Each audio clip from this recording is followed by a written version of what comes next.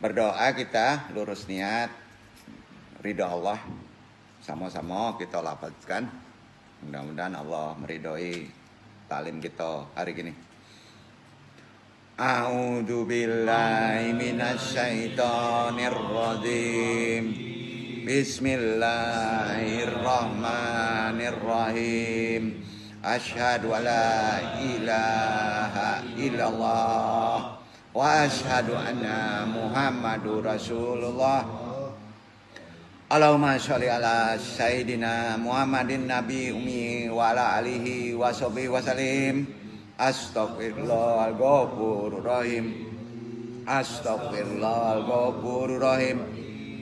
Astaghfirullahal ghafurur rahim. Ilahi anta maksudi warid dokamat lubi atini mahabbataka wa marifataka. Zikir jahar la ilaha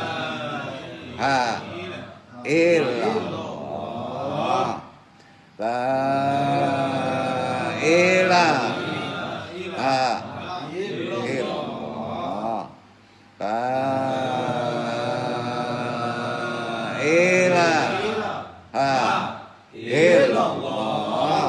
La ilaha illallah Muhammadur Rasulullah. Ilaha diniha solihi wa ilaha droti nabil Mustafa Muhammad sallallahu alaihi wasallam bil barokah wal karomah Syekh Abdul Qadir waliullah bi syafaat Nabi Muhammad bi iznillah waridullahi. Ya Allah, ya Allah, ya Allah, innaka ala kulli syai'in qadir. Takdi hajatina pasang niat. Wabil khusus ila ruhi juriyatihi wa khususan arwahi muslimin wal muslimat. Al-Fatihah. Bismillahirrahmanirrahim. Alhamdulillahirabbil alamin. Arrahmanirrahim. Maliki yaumiddin. Iyyaka na'budu wa iyyaka nasta'in. Ihdinas siratal mustaqim. Siratal ladzina an'amta 'alaihim ghairil maghdubi 'alaihim waladdallin. Allahumma ayyina 'alal islam wa amitna 'ala sunnah. Allahumma anta rabbi la ilaha illa anta khalaqtani wa ana 'abduka wa la ahdika wa wadika mastata'tu a'udzu bika min syarri ma sana'tu abu laka bi ni'matika alayya wa abu jandi faqfirli fa innahu la yaghfiru dzunuba illa anta. Allahumma ya qadiyal hajat, Allahumma ya kafi'al muhimmat, Allahumma ya dafi'al baliyat, Allahumma ya rafi'u darajat, Allahumma ya syafi'al amrad, Allahumma ya mujibat da'wat, Allahumma ya arhamar rahimin. Allahumma inna nas'aluka selamatan fidin wa afiatan fil jasadi wa jadatan fil ilmi wa barakatan fil rizki wa taubatan qoblal maut wa rahmatan indal maut. Allahumma hawin alaina bisarkatil maut wa najatan minan nari wa la pandal hisab. La haula wala quwata illa billahil aliyil azim. Alhamdulillahirabbil alamin. Hari ini kaji kita masih terkait dengan kafah. Insya Allah mudah-mudahan kaji ini kita tamatkan saja karena Jumat besok kita ada manakib ya. Ada manakib mungkin di tempatnya Ikhwan kita Pak Apriandia. Nah, insya Allah hari Jumat di setting aja waktunya. Kalau bisa di sana itu nanti disediakan air yang ada dari air tanah. Air tanah. Jadi bukan air ledeng ya. Air tanah taruh di tempat, taruh aja di sana. Sediakan itu, nanti takutnya sulit nyari air tanah. Jadi Andung sampaikan sekarang. Ya, ada maksud untuk Andung. Ya, insya Allah untuk kebaikan kita juga. Ya. Itu aja maklumat Andung. Kita taklim lagi. Innalhamdalillah namaduhu wa nasta'inuhu wa nastaghfiruhu wa na'udzubillahi min syururi anfusina man jadilalah fadlilah wa man yudlil fala hadiyalah wa asyhadu alla ilaha illallah wa la syarikalah wa asyhadu anna muhammadan abduhu wa rasuluhu nabi abada. Tentunya sebelum taklim selawat kita kepada junjungan kita, idola kita, second love kita, Nabi besar Muhammad sallallahu alaihi wasallam beserta alur bait pengikutnya sampai akhir zaman. Ya. Rabbi sari sadri wa yassir amri wa qul datam lisani kahfau qauli. Ya Allah, mudah-mudahan taklim ini diridhoi, dilancarkan, terutama kakunya pengikat lisan kita, agar semua bisa memahami ya. Jemaah andong iwan ya ma'a rahimakumullah yang ando tajimi yang dimuliakan Allah. Wajali wajiro min ahli Rabbana amrina min ladunka ar-rahmah wa ilana min amrina rasyada. Rabbana la tudrika qulubana ba'da idh hadaitana wa habilana min ladunka warahmah innaka antal wahhab. Amma ba'du. Bismillahirrahmanirrahim. Ya. Kita pahami talim kita. Ajaran Islam masa depan ini sudah bukan diramal, pasti benar. Masa ke depannya sebenarnya kita udah di ujung ya. Adalah Islam yang menawarkan ketenangan. Itu ada di hadis. Arti kata sekarang sebelum ke depan mungkin masih banyak yang enggak tenang. Berarti banyak cobaan ya. Dalam menghadapi setiap goncangan perubahan. Itu Quran sebetulnya. Jadi makanya kafah. Jadi solusinya mereka nanti ke Islam. Dan itu sudah diberitahu oleh Allah melalui firman-Nya. Dan ini harus diyakini seyakin-yakinnya. Bahwa Islam ini luar biasa, Pak. Ajarannya kan mengandalkan kebahagiaan kita hidup. Di dunia juga di akhirat bagi pemeluknya. Iya kan? Nah, karenanya Allah Subhanahu wa taala berfirman di Al-Baqarah 201. Andung aja yang baca dulu. A'udzubillahi minasyaitonirrajim. Bismillahirrahmanirrahim. Wa minhum may yaqulu rabbana atina fid dunya hasanah wa fil akhirati hasanah wa qina adzabannar. Ayat ini populer ya. Ini di Al-Baqarah 201. Dan di antara mereka ada orang yang berdoa, ya Rabb kami, berilah kami kebaikan di dunia dan kebaikan di akhirat. Dan peliharalah kami dari siksa neraka. Jadi ayat ini sudah saatnya sering-sering diamalkan pada kondisi kita sekarang. Ya. Karena makin ke depan, itu cobaan banyak. Nah, ya. Jadi tempat ayat itu kita pun harus tahu. Ya. Dan ini jangan lupa. Jangan kulhu anas saja udah salatnya gitu ya. Sekali-kali Al-Baqarah ya. Nah gitu. 201 dan ayat ini populer ya. Karenanya agama Islam ini kan mengedepankan konsep kebaikan untuk semua. Udah jelas hasanah. Kuntum khairu ummatin ukhrija linnasi ta'maruna bil ma'ruf wa tanhauna 'anil munkar Watu minura billah. Ya. Itu ada di Ali Imran ayat 10. Kami adalah umat yang terbaik. Kita ini umat terbaik, Pak. Jangan khawatir, yakini itu yang dilahirkan untuk manusia. Berarti di luar dari ajaran Islam, di luar dari orang muslim enggak baik. Kan gitu ya. Itu yang nyebut kan bukan anu kan? Yang nyebut Allah. Nah, kita kan Islam, bersyukur kita. Nah, umat terbaik kita ini. Menyuruh kepada yang ma'ruf dan mencegah dari yang munkar. Nah, karena itu naikkan dulu imunisasi kita. Iman. Nah, dan beriman kepada Allah. Naikkan terus. Itu arti dari Ali Imran ayat 110. Kalau kita ingin menjadi umat terbaik, ya, wabil khusus laki-laki ya, Ali Imran. Ya, itu 110. Ya. Sudah itu perintahnya Diwayu mengembangkan toleransi positif. Pola berpikir kita positif. Ujian kita banyak, kita sering diadu-adu nih. Ya. Makin berat, Pak. Ya. Tetap aja positif deh gitu. Dalam kehidupan pluralistik. Ya. Kehidupan kita kan pluralistik nih ya. Firman ini secara garis besar kalau kita pahami ada di Quran surat Al-Kafirun. Ya. Al-Kafirun 1-6. Tolong dibaca ya. Baca dulu. Mengatasi kondisi-kondisi fitnah zamannya ya, Al-Kafirun dibaca 1-6. Ayat ini pendek-pendek.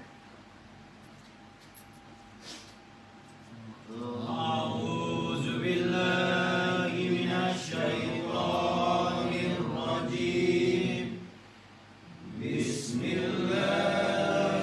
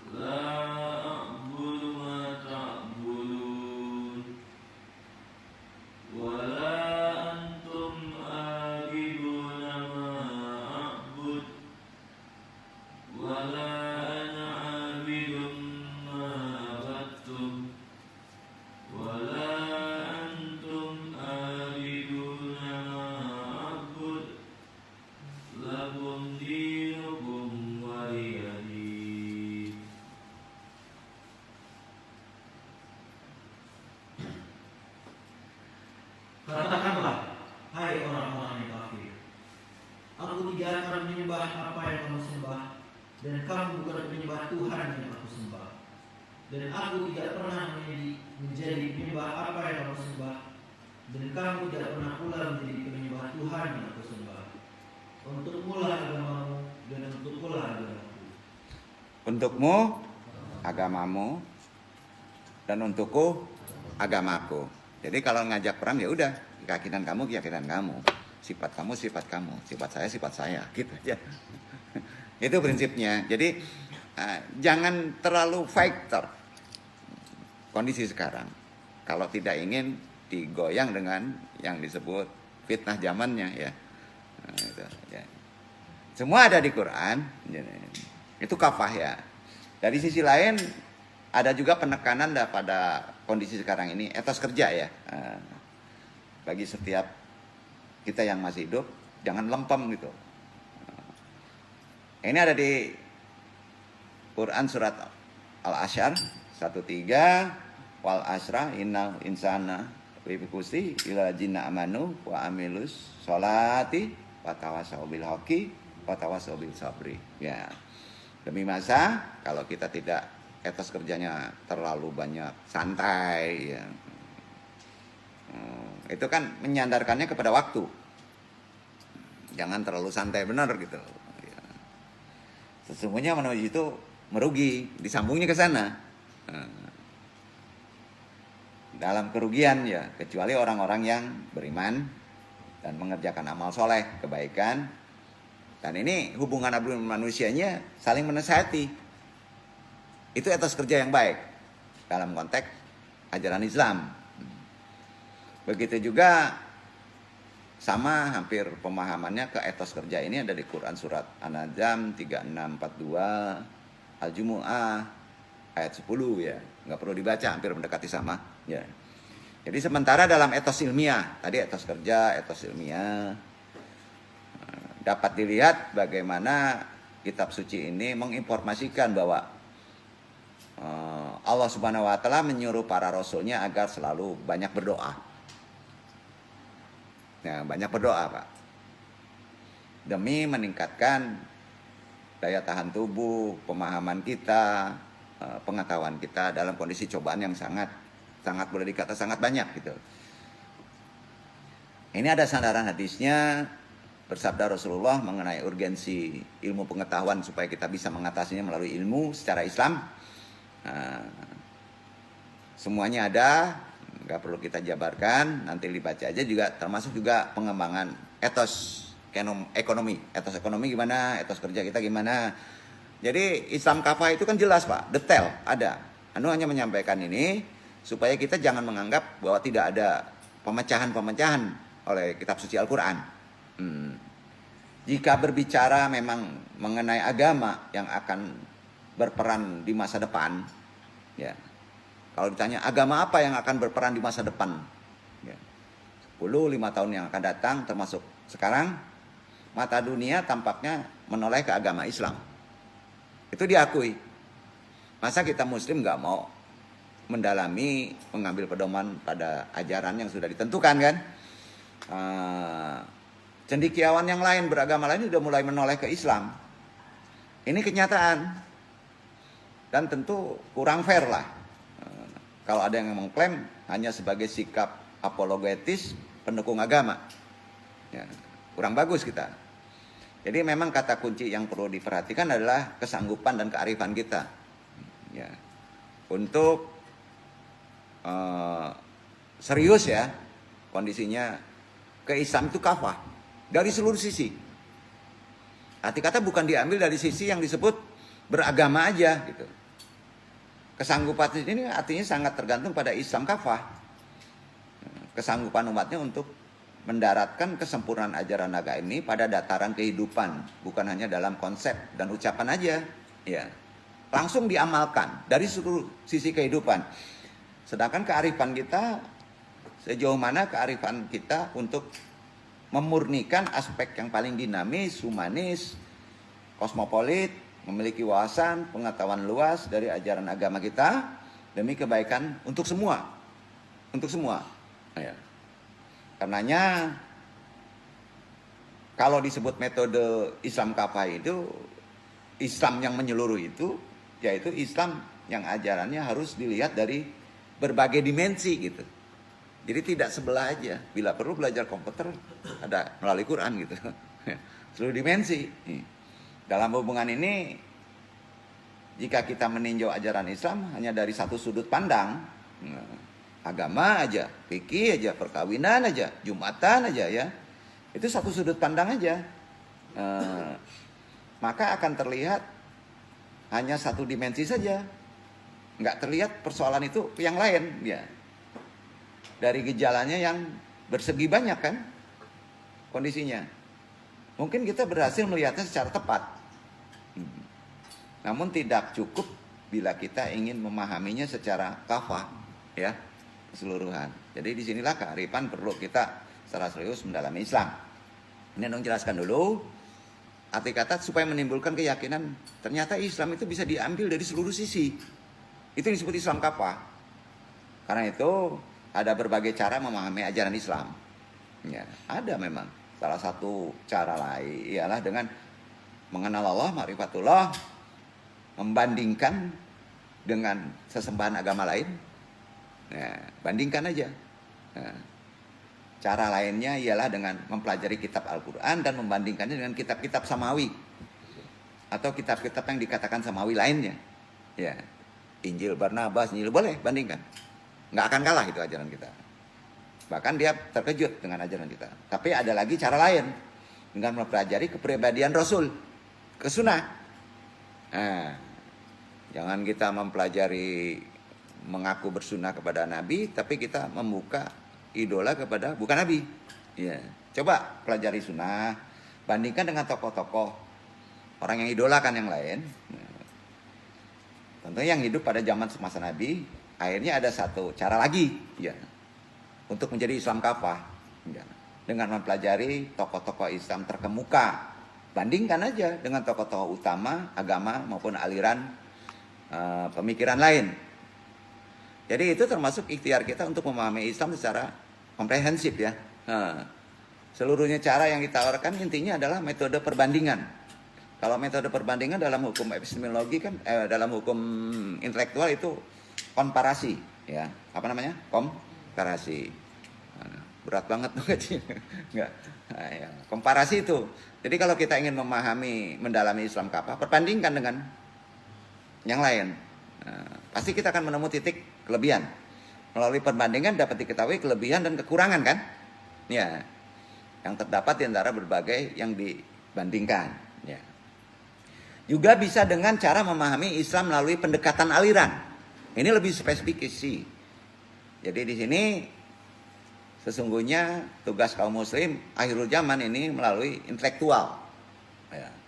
Akhirul zaman ini harus kuat intelektualnya, kecerdasannya, mempelajari dan memahami Islam sebagai aliran pemikiran ya. Jadi pemikiran ini ada filsafat konvensional, ada filsafat Islam, ya. Nah itu pelajari aja perbandingan ya. Ini kan membangkitkan kehidupan manusia, perseorangan maupun masyarakat dan sebagai intelektual itu memikul amanah kita. Kita kan memikul amanah demi masa depan umat manusia yang lebih baik. Itu amanah kita dalam konsep-konsep kecepatan kecerdasan kita. Dengan kata lain kita mesti bisa mengajak kepada seluruh intelektual muslim akhirnya dengan disiplin ilmu tentunya. Nah, ini tidak dipilih oleh khusus ulama aja. Berbagai disiplin ilmu boleh disandarkan ke Islam kafah. Para sosiolog, sejarawan, budayawan, ahli yang lain juga, sastrawan boleh juga dan sebagainya dapat menggunakan keahliannya untuk memahami ajaran Islam dari sumbernya pada Al-Quran dan Sunnah, termasuk juga menawarkan metode pemahaman Islam secara kafah. Karenanya sudah kodrat zamannya memahami Islam secara kafah adalah penting dan boleh dikata sudah wajib ya, agar kita jadi pemeluk agama yang mantap untuk menumbuhkan sikap hormat bagi pemeluk agama lain. Justru kita kalau paham dengan Islam, kita akan hormat dengan agama lain. Bukan jadi benturan. Kalau orang itu masih ada sifat ego membenturkan agama kita masih harus menang, harus ini, itu sebenarnya dia belum kafah. Karena tadi ayatnya agamamu, ya agamamu. Ya gitu ya. Agar bisa menghindari kesalahpahaman ya. yang dapat menimbulkan sikap dan pola hidup beragama yang salah. Itu caranya ada 4. Ini hadis. Sebagai berikut. 1. Pertama, Islam harus dipelajari dari sumbernya yang asli. Apa itu? Al-Quran dan Sunnah Rasul. Kalau nggak ke sana ada sumber, kekeliruan memahami Islam, gitu ya. Karena orang hanya mengenal dari sebagian ulama. Kita kan boleh mengenal ulama, tapi kita harus ada mengkomparasikan, membandingkannya kepada kitab utamanya, Quran dan Sunnah Rasul. Nah, karena orang hanya mengenal dari sebagian ulama, itu boleh dikata taklid aja. Dan pemeluknya yang telah jauh dari bimbingan akhirnya, bimbingan Quran dan Sunnah. Atau melalui pengenalan dari sumber kitab-kitab fikih. Jangan lupa, di fikih juga ada fikih tasawuf. Ya, tasawufnya juga, secara rohaninya juga. Yang semangatnya sudah tidak sesuai dengan perkembangan zaman, hati-hati juga. Tasawuf juga harus pandai-pandai kita. Jadi mempelajari Islam dengan cara demikian, dari secara kafah, metode pertama ini akan menjadikan kita ini sebagai pemeluk Islam yang kalau tidak melalui itu sinkretisme, ya, yang tercampur dengan hal yang tidak Islami. Kalau tidak kembalikan kepada komparasi, membandingkan kepada Quran dan Sunnah. Nah, di sini Islam kita akan menjadi Islam yang nggak murni lagi ya. Nah, kedua, Islam harus dipelajari secara integral. Arti kata tidak dengan cara parsial. Ya. Dipelajari secara kafah itu maksudnya. Karenanya memahami Islam secara parsial akan membahayakan, menimbulkan skeptis, bimbang, penuh keraguan. Yang ketiga, Islam dipelajari dari kepustakaan yang ditulis oleh para ulama besar, kaum ju'ama, dan sarjana-sarjana Islam. Ya, ini melalui kecerdasan dari orang-orang intelektual dulu. Keempat, Islam dipelajari dari ketentuan normatif teologis yang ada dalam Al-Quran. Baru kemudian dihubungkan dengan kenyataan historis, empiris, sosiologis yang ada di masyarakat. Alan dong terlalu akademis kajinya gitu. Turunan lah. Adong itu kan. Tapi ini Andung perlu sampaikan dulu. Jadi dengan cara demikian dapat diketahui tingkat kesesuaian atau kesenjangan antara Islam kita ini, apakah Islam abangan, ikuti orang tua, atau Islam yang betul-betul bisa berkembang menjadi cerdas. Itulah kafah pengertiannya, Islam yang berada pada dataran normatif teologis yang ada dalam Al-Quran, dengan Islam yang ada pada dataran historis, sosiologis, dan empiris. Ya. Itu sebabnya kesalahan sementara orang mempelajari Islam umumnya ya, kesalahannya ya, ialah dengan jalan mempelajari kenyataan umat Islam. Itu salah. Bukan agama Islam yang dipelajarinya, tapi kenyataan umat Islam. Betul kan? Umat Islam banyak yang miskin gitu. Nah, itu ya. Padahal yang harus dipelajari kan agamanya. Sikap konservatifnya sebagai golongan Islam, keterbelakangan di bidang pendidikan memang akibatnya keawaman, awam pola pikir kita, disintegrasi dan kemiskinan masyarakat. Ya. Juga masyarakat Islam itulah yang dinilai sebagai Islamnya sendiri. Itu sebabnya mengambil kesimpulan tentang citra Islam berdasarkan sampel yang tidak valid dan tidak representatif dapat menyebabkan wajah Islam menjadi tampil kurang pas. Ya. Atau bahkan tidak sesuai dengan kenyataan di lapangan ya. Untuk mencitrakan Islam, misalnya mengapa tidak menyertakan sampel dari kalangan Islam yang maju, ya. Jangan kaku, Islam itu sangat modern ya. Dulu kebanyakan cendekiawan Muslim selama ini pendekatannya terhadap agama Islam masih sangat pincang jadinya ya. Ahli-ahli ilmu pengetahuan termasuk dalam hal ini para orientalis mendekati Islam dengan metode ilmiah saja, ya. Kadang nggak begitu, tasawufnya nggak ada, ya. Penelitiannya menarik, tetapi sebenarnya mereka tidak mengerti secara kafah. Yang mereka tahu hanyalah eksternalitas segi-segi luar dari Islam saja, ya. Padahal Islam itu sangat luar biasa Pak dalamnya. Sebaliknya para ulama, terutama ulama-ulama klasik, ulama dulu, sudah terbiasa memahami Islam dengan cara doktriner, ya, dan dogmatis yang sama sekali tidak dihubungkan dengan kenyataan yang hidup dalam masyarakat. Inilah sebabnya orang lalu mempunyai kesan bahwa Islam sudah ketinggalan zaman katanya. Terlalu tasawuf pun akan menjadi dogmatis. Dan dianggapnya Islam ini ajarannya ketinggalan zaman, nggak cocok lagi dengan konsep pola sekarang. Nah, apalagi kalau ditarik dengan pembangunan katanya. Kan gitu kan? Nah, udah dong pidatonya. Ini nggak pidato, dasarin dulu sebelum masuk ke amalan. Jadi itulah Islam kafah secara garis besar. Ini kalau dibaca ini bisa putus berbab-bab ya. Nah, potong aja, insya Allah mungkin udah bacaan. Selanjutnya bisa dipahami secara bacaan. Dengan rahmat kemerdekaan, udah merdeka kita. Ya, baru. Itu ya. Yang baru kita rayakan kan. Betul nggak? Salah kalau Islam itu nggak begitu. Yang harus kita renungkan. Betul kan? Yang harus kita renungkan. Lebih enak dirayakan atau lebih enak direnungkan? Setelah 17. Direnungkan, Pak. Umat Islam bangkit, bekerja keras, memodernisasi diri sesuai dengan tuntunan Quran. Bapak-bapak kalau ingin bangkit, harus sesuai dengan tuntunan Quran dan As-Sunnah.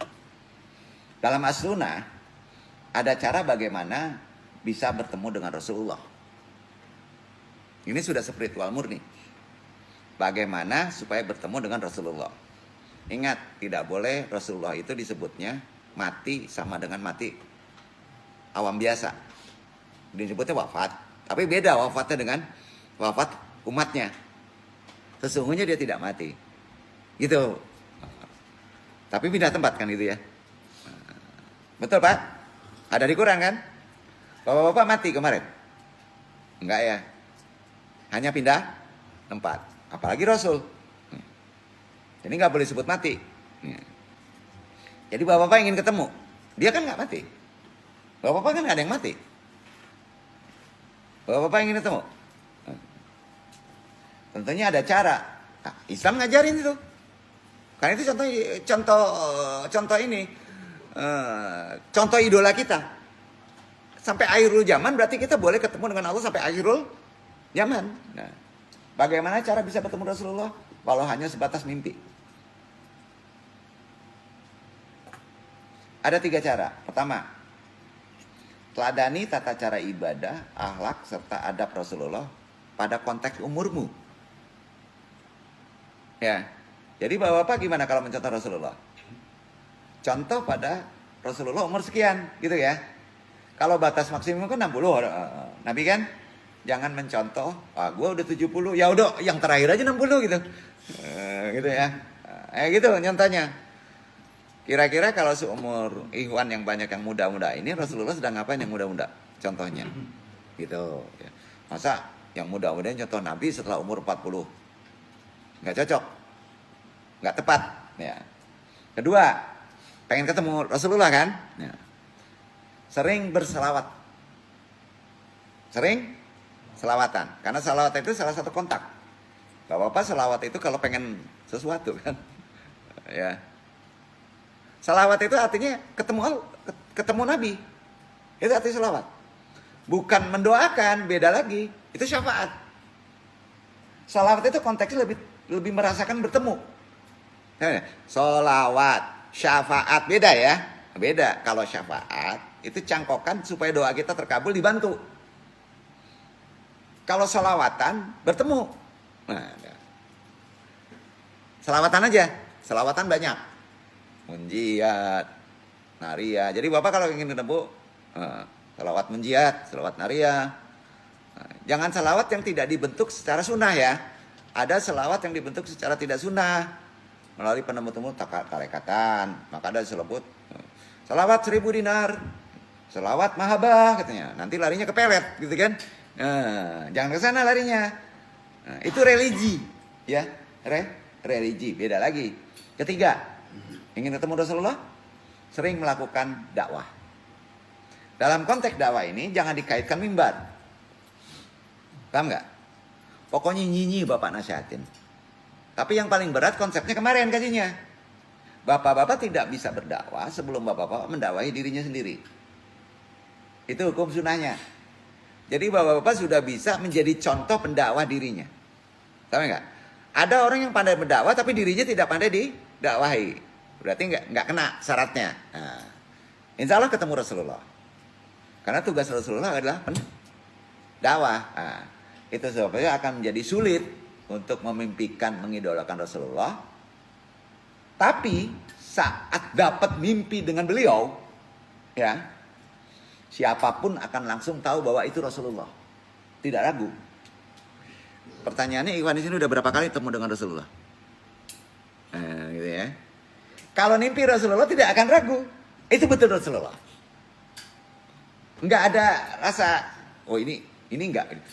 Saya kemarin mimpi Rasulullah, tapi bener enggak? Enggak bisa ngomong gitu. Ini Rasulullah. Kira-kira gitu. Jadi hilang ragu. Meskipun bisa berbeda-beda. Ada yang nampak tua, ada yang nampak muda. Itu berdasarkan konteks umurnya. Ya. Artinya, mimpi bertemu dengan Rasul tidak mungkin salah. Duduk, Pak? Tidak mungkin salah. Nah, makhluk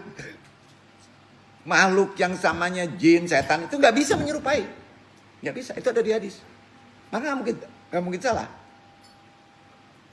Tapi mimpi Tuhan pasti salah.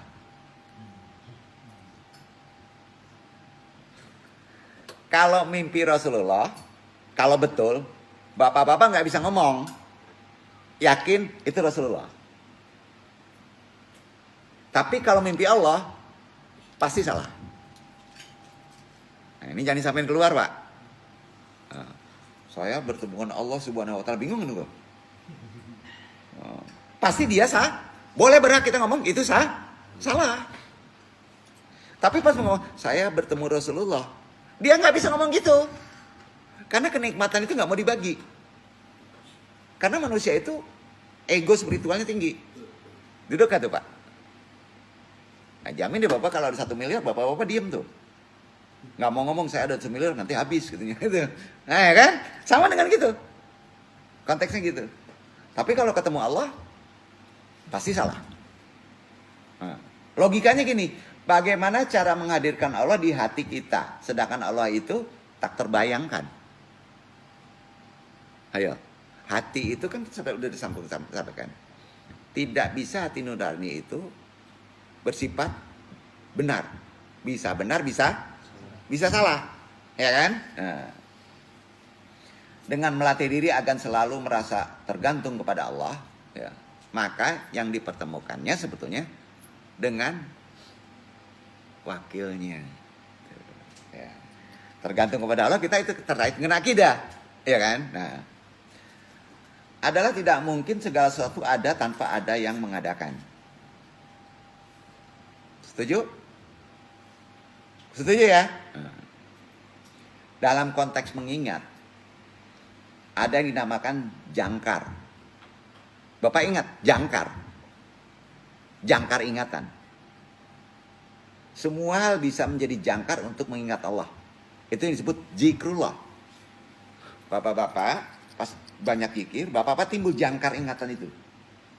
Maka bapak-bapak akan tergeser ke masalah visual pembentukan kepada jangkar Rasulullah. Ingatlah Nabi. Pertama kita ingat Allah. Tapi kemampuan batasan indrawi kita, jangkar ingatan visualnya itu, batas tertingginya adalah Rasulullah. Jadi banyak zikir bisa bertemu dengan Rasulullah. Nah, ini terkait mempelajari Islam secara dalam kafah, dalam sisi tasawuf dan spiritual. Nah, karena jika terus memegang teguh tradisi ilmu akidah yang benar dalam ajaran Islam yang kafah, maka seorang manusia pasti akan selalu merasa hutang jasa kepada Allah. Pasti. Bapak kepada Allah daya ingatnya apa, Pak? Ngemis. Ngemis gak? Itu benar. Berarti makomat kita di bawah. Seharusnya kalau orang udah naik makomat kedua, hutang jasa. Tanpa Allah menentukan kehendaknya, kita nggak akan hadir di sini. Setuju? Pola pikir tadi dengan hanya Bapak meminta kepada Allah, itu konsepnya kan awam dasar. Tapi kalau Bapak merasa hutang jasa, berarti makomatnya sudah naik. Setuju? Itu pemahaman ya. Nah, pemahaman. Jadi yang baik yang mana Pak? Kalau mau minta awam. Kenapa disebut awam? Berarti kita serakah. Karena semua kehidupan ini sudah dijamin. Ya. Kalau bapak-bapak berterima kasih terus sama Allah, kira-kira bahasanya apa Pak? Rasa berhutang jasa kepada Allah, kebutuhan bapak-bapak pasti dicukupi. Logikanya gitu. Ya. Loh ngambo jomblo, Pak, cara meminta kepada Allah supaya nggak jomblo. Nah itu awam. Dong. Amboko maraso utang jasa dong. Dihadirkan kepada Allah, tapi anda alun sampurna dong. Mbak aku awak dihadirkan tuh alun juga dapet pelengkap agama kita. Berarti dia bukan meminta tapi menanya kenapa dia belum dapat sampai sempurna agama. Enak mana yang pertama dan yang kedua? Cara meminta. Yang kedua ya. Nah, ini ajarin berdoa secara titik spiritual memang agak susah ya. Ini nggak bisa ada ayat begini pakai amalan, itu taklid. Ya. Jadi pemahaman konsepnya. Nah. Jadi ajaran Islam itu kafah itu begitu. Maka seorang manusia pasti akan selalu merasa hutang jasa kepada Allah. Meskipun suatu negara sistemnya sudah bagus. Ya. Tapi itu tetap ciptaan Allah ya. Tetap ciptaan Allah. Kemana nih larinya? Udah inoan saja. Ya. Bukan buatan manusia Pak. Karena dalam jangkar ingatan zikrullah, salah satu amalan zikirnya adalah supaya cepat ingatan kita. Termasuk zikir. Subhanallahi wa bihamdihi adada khalqihi wa ridho nafsihi wa zinata arsihi wa midada kalimatihi. Tolong dihafal tuh. Nanti andung praktekkan secara sufisme. Dan ini sudah abaha. Larinya hikmatul hu. Ya. Artinya nih ya. Maha suci Allah.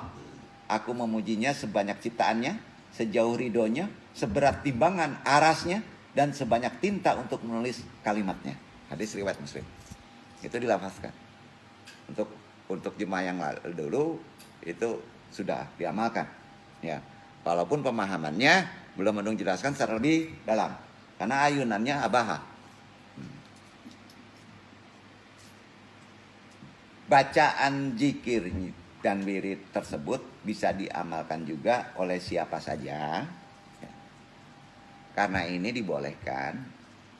Ini bukan ijazah tapi sumbernya dari sunnah Nabi. Hadis riwayat Muslim. Yang perlu dibahas. Jangan dulu pakai goyang-goyang dulu ya. Baca aja. Setelah kita wasilah, ya, apakah itu ke Syekh Abdul Qadir Jailani, tapi ini berdiri sendiri, nggak perlu wasilah langsung farewell, ces saja langsung. Subhanallah wa bihamdihi adada khalqihi wa ridho nafsihi wa zinata arsihi wa midada kalimatihi. Bapak putar aja tuh Pak, rasakan kenikmatannya. Daya jangkar ingatan kita itu cepat. Bapak sekali dua kali ngomong ya nanti Bapak ingat yang mana bukan yang jelek Pak. Quran, hadis itu pembersih ingatan. Tapi kalau Bapak ingat pelajaran nggak bisa karena pelajaran ada faktor jeleknya. Ya, ulang. Subhanallah wa bihamdihi adada khalqihi wa ridho nafsihi wa janata arsyihi wa midada kalimatihi. Mencas jangkar ingatan. Bapak-bapak sulit sekali ngapal Quran. Karena di sini ada amalan Quran. Bapak-bapak harus putar ini 7 kali dulu. Supaya jangkar ingatan kita bersih. Artinya yang pokok gini. Maha suci Allah dan aku memujinya sebanyak ciptaannya, sejauh ridhonya, seberat timbangan arasnya, dan sebanyak tinta untuk menulis kalimatnya. Ya. Hadis riwayat Muslim. Ini bukan ijazah. Ini sunnah. Kalau ada hadis berarti sunnah. Amalannya siapa saja dilakukannya. Tapi syaratnya muslim. Duduk ya. Apalagi Quran. Ya. bacaan zikir warid tersebut bisa diamalkan. Bisa diamalkan. Zikir kepada Allah Subhanahu wa taala memang dalam pengamalannya akan memiliki keutamaan sangat agung dalam jangkar ingkatan terkait dengan Islam kafah. Ada keberkahan-keberkahan yang melimpah baik dunia maupun akhirat. Antara lain keberkahan duniawinya yaitu ini dijabarkan di Quran. Allah berfirman di ayat 28, "Alladzina amanu wa tatma'inu qulubuhum bidzikrullah." Ingatlah hanya dengan mengingat Allah hati menjadi tentram. Ya. Pertama, nah, itu keistimewaan zikir dalam konsep zikir jangkar ingatan supaya naik. Kedua, mendatangkan inabah. Yaitu inabah artinya yang benar menurut Quran adalah kembali pada Allah Azza wa Jalla. Kalau orang itu udah murtad segera kembali kepada Allah Azza wa Jalla. Kalau orang udah narkoba kembali kepada Allah Subhanahu wa taala. Itu disebut inabah. Nah, semakin seorang kembali kepada Allah dengan banyak berzikir kepadanya, maka hatinya pun akan kembali kepada Allah dalam setiap keadaan. Manfaatnya bacaan zikirnya jangan zikir tahara dan jangan zikir pemasukan yang disebut kofi. Takim la ilaha illallah dan Allah itu perlu supir. Tapi kalau sunnah amalkan aja ini. Subhanallah wa bihamdihi adada khalqihi warido nafsihi wa jinata arsihi wa midada kalimatihi. Itu zikirnya duduk. Zikir aja itu, Pak. Nanti dia tertuntun sendiri itu badan mesti gimana. Kepala, tangan, duduk gak? Ikhlas aja. Yang penting artinya Maha suci Allah subhanallahi wa bihamdihi. Aku memujinya. Ya. Sebanyak ciptaannya adada khalqihi. Ya. Sejauh ridhonya. Warido nafsihi. Seberat timbangan arasnya. Wajinata arsihi. Ya kan? Dan sebanyak tinta untuk menulis kalimatnya. Wa midada kalimatihi. Apal apa? Nung percepat. Apal? Apal. Nulang. Bapak-bapak praktekkan amalan ini ya. Mulai besok ya. Naikkan jangkar ingkatan kita. Sudah masuk dunia spiritual. Insya Allah mudah-mudahan amalan ini dibolehkan karena sunnah dasarnya. Subhanallah wa bihamdihi adada khalqihi warido nafsihi wajinata arsihi wa midada kalimatihi. Ingat orang-orang tarekat sering direbanakan ini. Ya. Kita jangan direbana-rebanain ya. Kita bukan penyanyi. Itu amalan yang harus dipahami secara sisi mendalam. Jadi kalau ditanya, zikir ini untuk apa, Pak? Mengikat jangkar ingatan kita. Gini, setan itu terlalu banyak di kepala, Pak. Jangan setan. Jadi bersihkan. Ya. Jadi ketiga, dasar kepada zikir tadi meraih apa yang Allah sebut dalam Quran surat Al-Baqarah 152 petikannya, fajkuruni ajkurkum. Maka ingatlah kepadaku, maka aku akan mengingat kalian. Itu letaknya pada zikir tadi, sunat. Ayat tadi itu. Ya. Bukan seluruh zikir. Ya. Keempat, jadi ketiga itulah manfaat tadi. Ya. Keempatnya, hati akan semakin hidup. Ini Ibnu Qayyum pernah mengamalkannya dari gurunya Syekhul Islam Ibnu Taimiyah. Zikir pada hati semisal air yang dibutuhkan ikan. Kofi. Allah. Artinya seperti air yang seperti ikan yang membutuhkan air. Setuju? Itu zikir kofi. Lihat apa yang terjadi jika ikan tersebut lepas dari airnya. Bapak ingat Allah di hati, itu tidak boleh jahar. Itu. Ya. Kalau zikirnya jangkar ingatan, itu naik ke atas. Naik. Zikirnya tadi, itu abaha. Duduk Kak. La ilaha illallah di mana letak? La ilaha illallah itu wudu. Oh wudu. Kalau mau sholat kan wudu. Itu letaknya la ilaha illallah. Jadi la ilaha illallah itu dibersihkan semua, nggak ada yang lain kecuali Allah. Itu. Nah, kalau ke kopi itu kan kehidupan. Dia bisa mati nggak hati kita? Perlu makan kan? Nah, di situ harus kalau udah bersih, kalau udah masuk darah maka dimasukkan Allah.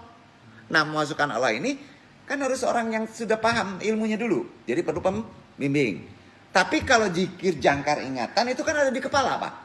Manusianya kan kepalanya sering ngeres, tak? Manusia itu rusak. Itu badannya dulu nggak? Ininya dulu yang dihantam oleh zaman sekarang. Dirusak kepalanya, otaknya dulu. Dengan apa rusaknya? Ideologi, dogma, betul kan? Semua dunia, semua pemahaman, hoak, rusak itu loh. Nah, pembersihannya tadi apa? Ngebersihinnya? Kalau bingung, vertigo apa sering vertigo? Obat vertigo ya. Subhanallah wa bihamdihi adada khalqihi warido nafsihi wajinata atsihi wa midada kalimati. Udah apa? Nanti pulang nggak inget, jangan nanya kan, anu nggak mau 2 kali. Ya, tapi nanu sehat. Ya, insyaallah. Udah ada? Hati sudah ya. Kebersihan nafsu sudah ya, la ilaha illallah. Hati wilayah tengah sudah ya. Dengan apa, Pak? Dengan Allah. Wilayah sekujur tubuh dibersihkan dengan la ilaha illallah. Wilayah otak, jangkar ingatan, namanya.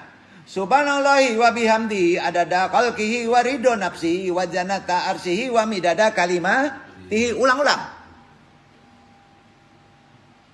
Karena itu letak di kepala, nggak perlu cangkok-cangkok. Dia kepala kita, yang nggak perlu nyantolin ke Nabi, nggak perlu ke sana. Langsung setar aja. Paham? Nah, bisa untuk vertigo, Pak? Bisa yang kurang aja, bisa. Kan isi kepala kan? Bisa yang ngejar aja. Gimana Andung bisa? Kok saya nggak bisa gitu. Nah, bersihin itu. Ya, caranya gitu. Duduk ya. Udah 3. Udah 3 itu. Zikir kita udah 3. Itu disebut abaha. Duduk kan ya. Alif la ilaha illallah. Buang. Maka yang ada baha. Bidaya. Baha. Bidaya. Rasa. Ba itu letak ada pada manusia. Jadi yang mesti dibuang itu tegaknya. Tegak itu identik dengan aku. Alif. Manusia itu kalau sholat apa dulu, Pak? Pas sedang alif diisi dengan tumaninah bacaan penuh. Supaya kesombongannya hilang. Maka segera ruku. Ujung dekatnya di sujud. Duduk hanya. Sampai jadi bukan alif lam mim. Udah berubah. Sujudnya itu tuh ha kecil. Alif, bidayah, ha, a, ba, ha. Duduk, Pak. Alif, tegak, ruku. Duduk.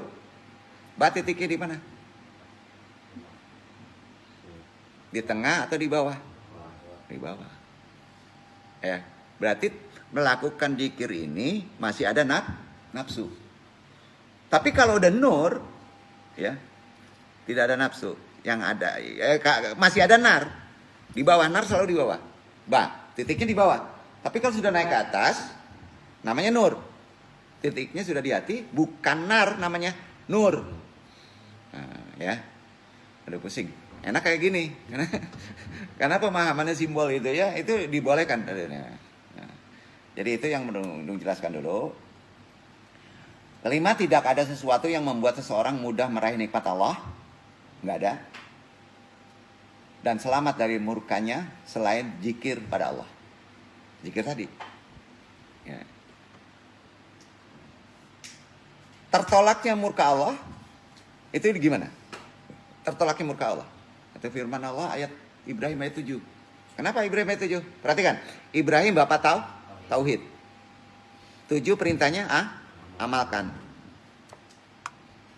Wa iz ta'azzana rabbukum la in sakatum la ajidan nakum.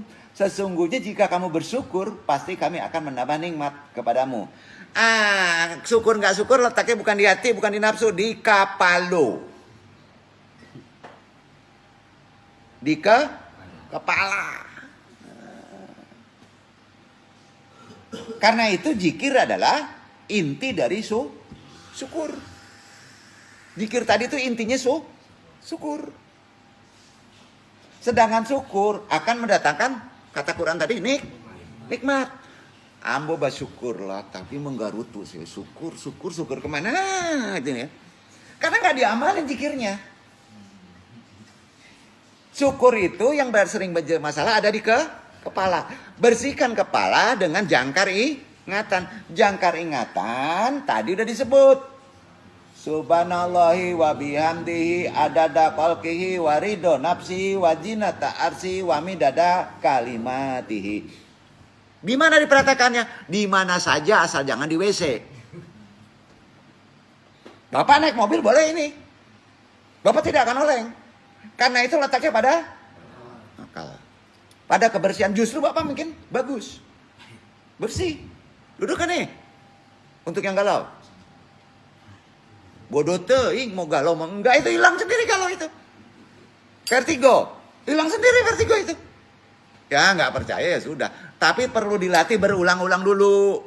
Ya, supaya ibarat aki itu ngecas. Kapan amalannya? Bapak-bapak ngobrol ada kesempatan baca aja itu. Maaf, zikir itu nggak perlu wudu, nggak masalah. Zikir ini nggak perlu wudu tidak masalah. Justru pas ngeres kepala, pakai ini. Itu abaha. Pakai abaha. Duduk ya. Mantap. Nah, itu mantap katanya. Kata Ibnu Qayyim, kalau udah sampai abaha mantap. Jadi syukur itu inti syukur itu zikir. Syukur akan mendatangkan nikmat. Semakin bersyukur akan membuat nikmat semakin bertambah. Mengulangkan istiqomah zikir tadi akan bertambah syukur, akan bertambah nikmat kan gitu. Fly namanya. Apa? Fly ya. Fly. Itu sebabnya huruf alif dalam lafaz Allah. Perhatikan ini. Huruf alif dalam lafaz Allah. Allah alifnya berapa buah? Alif, lam, ha. Yang dua bukan alif. Lam.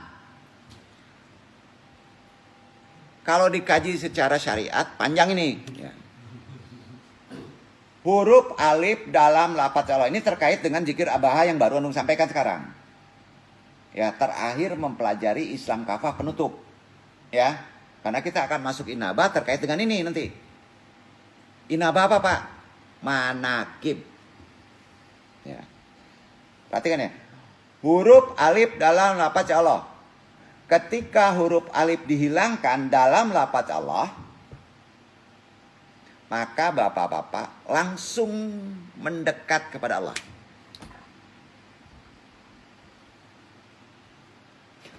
Makna simbolik dari alif itu apa tadi? Sombong. Tegak. Duduk.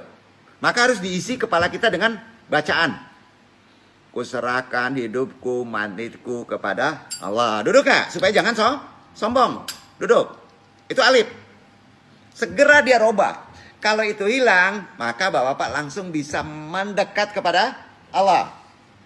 Titik mendekat kepada ha. Duduk. Duduk. Dekat. Ya. Nanti gitu. Sekarang kita ikuti dulu pemahamannya secara sisi yang ya sebenarnya bukan ini ya, penting ya.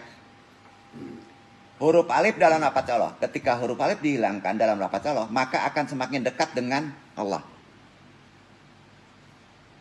Maksud dihilangkan huruf alif udah tahu tadi.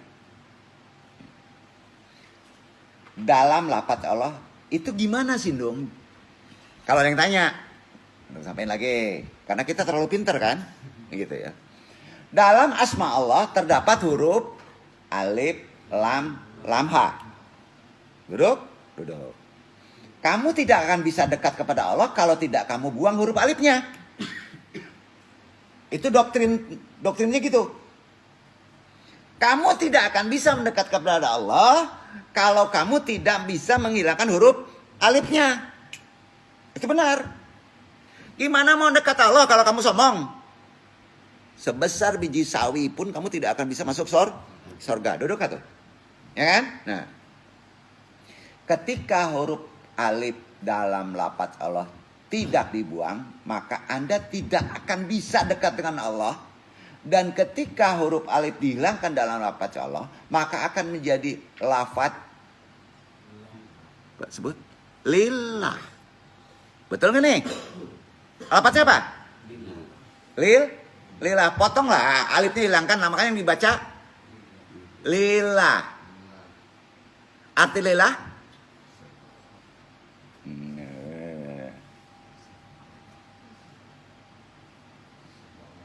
Ketika manusia beramar lillahi ta'ala, maka akan dekat dengan Allah, pasti dimakbul.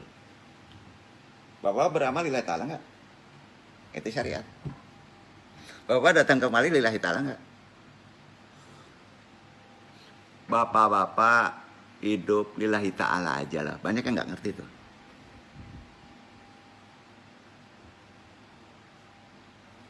Nyerah aja. Allah semua yang ngatur. Kita nggak ada. Caranya adalah menghilangkan huruf alif. Kalau konteks syariatnya adalah nggak boleh ego. Harga diri tidak ada. Level tidak ada. Merasa kita paling mulia nggak ada. Berat nggak Pak? Gampang ngomongnya, berat nggak mah? Ngamalannya. Maka bersihkan dulu kepala kita. Bayar, ini jelas, ini berulang-ulang padahal di situ-situ juga kan susah ini.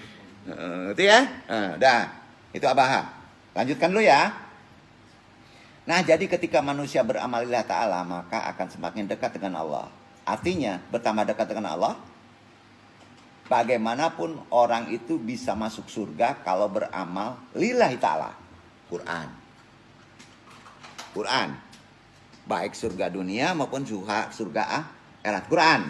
Nah, ketika lafaz lillahi ta'ala dalam beramal, maka bagaimanapun orang bisa masuk surga. Amal itu kan letaknya di dunia Pak. Ya. Nah, surga itu dalam otak kita isinya apa Pak? Kenikmatan. Beda dengan ketenangan. Dalam asma Allah terdapat 4 huruf, yaitu alif, lam, ha. Tidak ada yang sama dengan Allah. Nggak ada kan? Nama selain Allah itu tidak ada.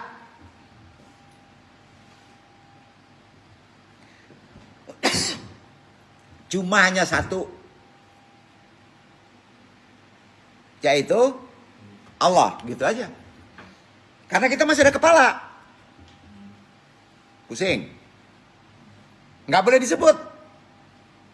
Karena nggak ada di huruf tadi. Ya. Karenanya jangan heran kalau ada sosok mukmin yang tidak sejalan dengan otaknya. Jangan heran.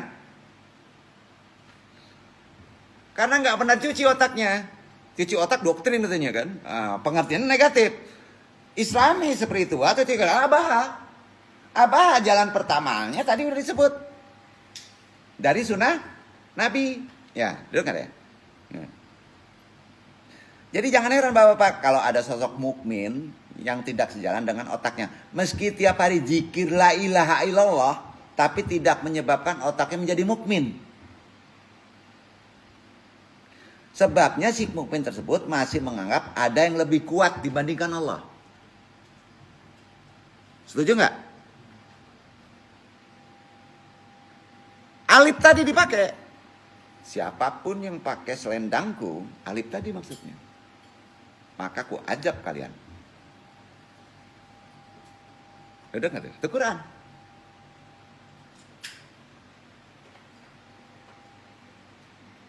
walaupun tiap hari berzikir la ilallah, tapi tidak menyebabkan otak menjadi mukmin. Sebabnya si mukmin tersebut masih menganggap ada yang lebih kuat dibanding Allah. Nah, kamu orang mukmin, tiap hari zikir la ilaha illallah 1000 kali, tapi otak kamu tidak begitu mukmin karena mengira makhluk itu kuat. Karena mengira lebih ringan nih.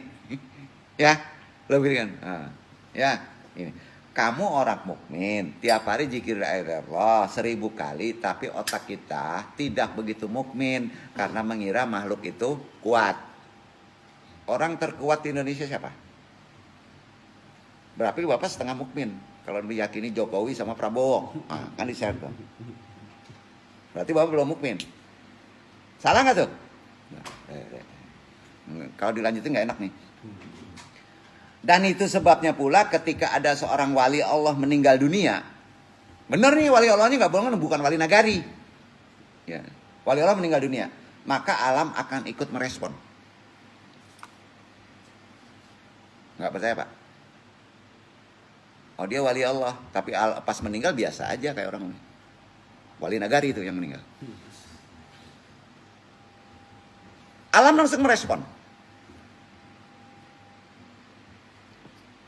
Jadi alam itu ikut menghormati.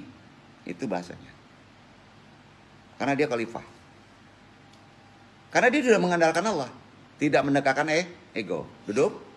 Alam pasti merespon. Makanya kalau ada wali nggak begitu direspon alam, ya nggak begitu wali deh. Duduk. Nggak begitu. Ya. Mau warisi Nabi itu sedikit. Tak apa. Nggak apa-apa. Itu wali. Maksudnya kalau jadi wali itu minimal punya penggemar. Nabi punya penggemar? Bapak punya penggemar? Ngaku wali? Nah ini gitu. Itu keren-kerenan. Nih. Jadi mewarisi Nabi itu sedikit nggak apa-apa. Kalau jadi wali itu minimal punya penggemar lah. Makanya wali dulu itu banyak. Yang dikawal oleh macan. Oleh harimau. Karena alam merespon. Wih, Syekh Anu dikawal kiri kanan Jo. Harimau putih, buaya putih. Ada gitu? Mitos? Tidak. Itu bahasanya alam merespon. Duduk kan nih? Ya. Banyak dikawal macan. Wali dulu itu ada yang ngawalnya, ngejagainnya lah. Yang meresponnya keren-keren. Pokoknya keren-keren deh. Keren-keren kan? Sekarang dia kak wali Pak. Ya. Dikawal macan gak kelihatan ya. Nah. Dulu memang kelihatan bagi orang tertentu ya. Nah. Pokoknya mitos wali itu dikawal macan putih, buaya putih. Bisa benar. Memang benar adanya. Karena alam merespon. Nah, kalau kita kan enggak ya. Rumah kita dikawal oleh apa Pak? Rumah. Hah? Kucing manci. Kalau kucing masih elok. Jahenya mencilok. Kalau manci. Habis rumah tuh. Masa wali dikawal tikus? Nah, susah menyipati tikus tuh ya. Kan susah nyipati tikus. Udah lah gak usah disebut ya. Nanti ada yang tersinggung gitu ya. Direspon makhluk itu maksudnya bukan tikus. Ya. Apalah, pokoknya selain itulah, selain tikus lah, kucing ya. Yang gawat kan kalau wow. Yang lebih punya selera gitu ya. Jadi keren-kerenin. Jadi itu bukan mitos. Bukan mitos. Soal orang kultus berlebihan, kalau dibahas sekarang, itu bahasa sekarang ya terserah masing-masing. Betul kan? Jangan dipermasalahkan. Oh ini jadi dukun nih katanya. Itu bukan mitos.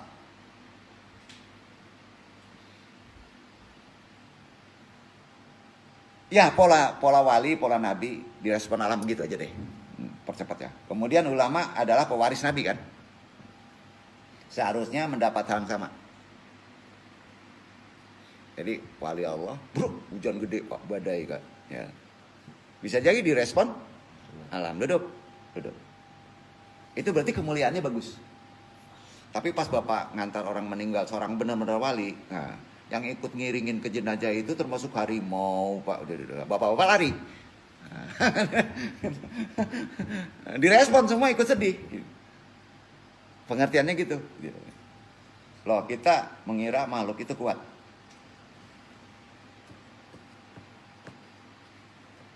Sekedar lisan saja kan? Betul kan? Karena kita udah ngerti. Kalimat yang tak pernah menunjukkan makna hakiki. Mana ada makhluk kuat? Mana? Kalau kemakhlukannya dinolkan baru kuat.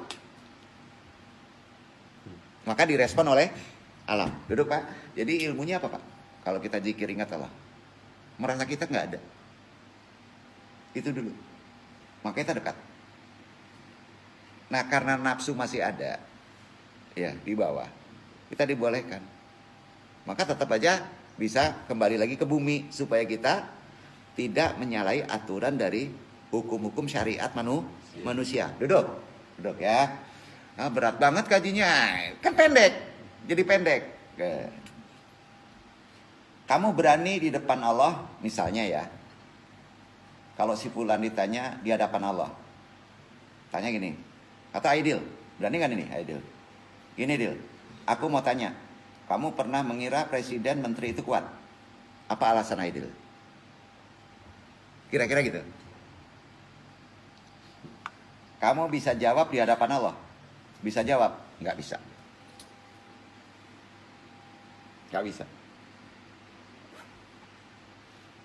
Kalau sujud, kamu meminta, kamu nggak bisa meminta.